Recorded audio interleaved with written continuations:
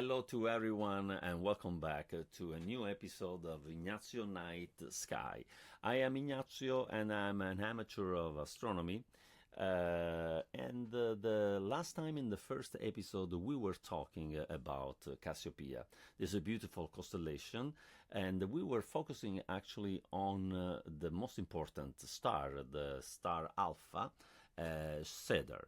As you can see in the map, here we go, you will recognize we were talking briefly about all the constellation that has a 5-star, and Cedar is the alpha star, the most important, but today I would like to talk about the second most important star, the star Beta, that is Caph.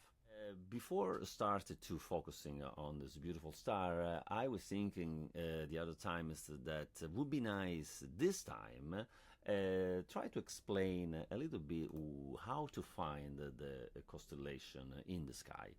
And I prepare for you this pictures, and I will explain to you a very easy system for find it. So actually, I'm sure that a lot of you knows how to recognize to find the Big Dipper, because probably is the most important, the most famous constellation. So what we have to do is just count the stars of the Big Dipper is 1, 2, 3, 4, and then we have 5. And be careful with the 6 and 7, because those two stars we are going to use for finding our Cassiopeia. How? Very easy.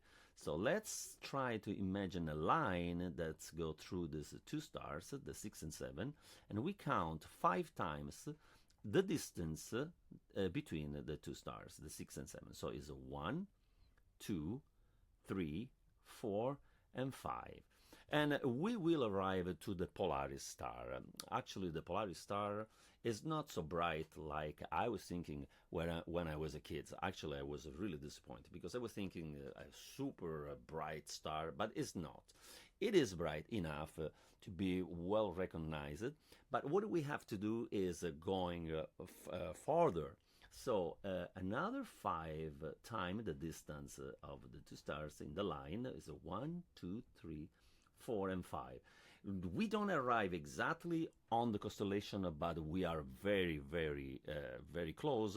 Actually, we are in the area already. So it would be impossible to miss the constellation because this is the big famous W. Wonderful. Now that we know how to recognize and how to find the constellation in the sky, I would love to go a little bit more in the details of the second most important star, that is Caph. Caph definitely has an Arabic origin and means that the hand stained with the N.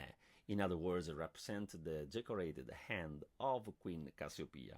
Yes, because in the mythology, Cassiopeia, as you can see here in these beautiful pictures, was a queen, and she was very famous for her vanity. That's why the fathers, because she had a lot of fathers that were the gods actually, they decided to put her in the sky forever and ever. And for this time, I prepared for you this little card where we can see actually exactly the name is the Beta star, and we will talk a little bit later in just a minute what kind of star is. Is a variable star and is a yellow-white supergiant actually. It's very interesting to see that she's still very bright, as I say, not so bright like the sister. We talked the other times. The magnitude is 2.27. That means really very bright. The distance is interesting because we can consider her in our neighbor. Actually, it's only 54.7 light year far. So this is not that far. Considering the distance that we have, we really can consider very close to us. Very good. So at this point, I think it would be very interesting to understand why Caph is so particular and why she's bright so much.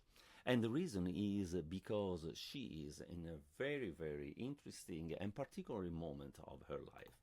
So as you know, each star has a life, and I prepared this little card that explain a little bit in an easy way, explain the life of a star in general, even the sun.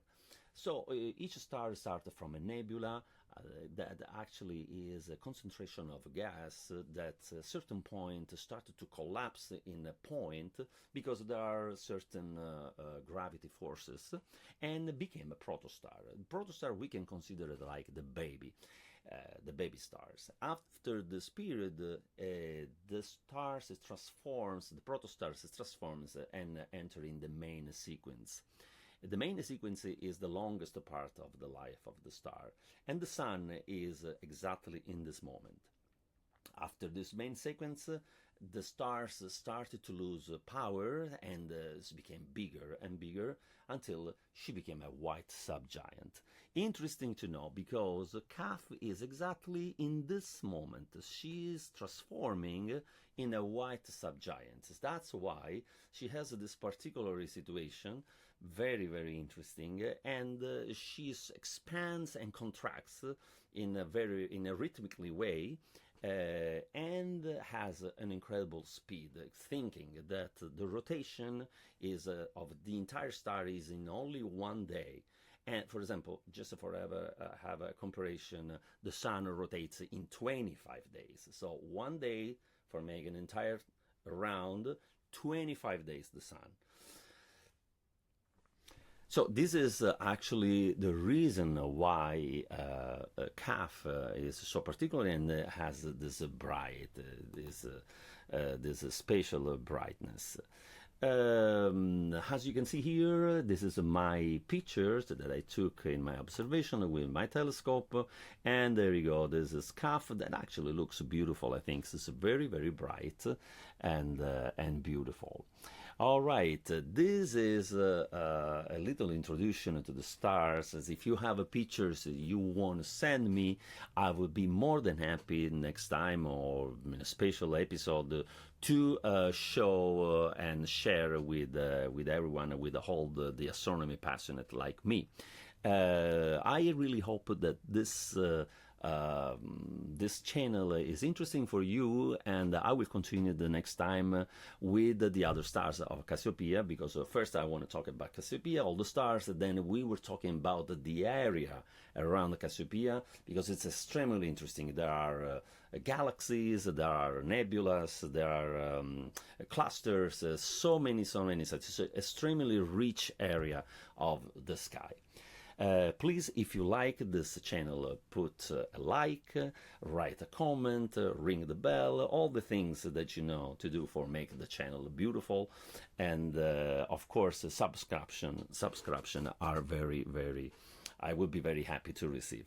Okay, allora I will wait for the next episode like you, and for the moment I'm going to say ciao to everybody and stay wonderful and beautiful. Bye.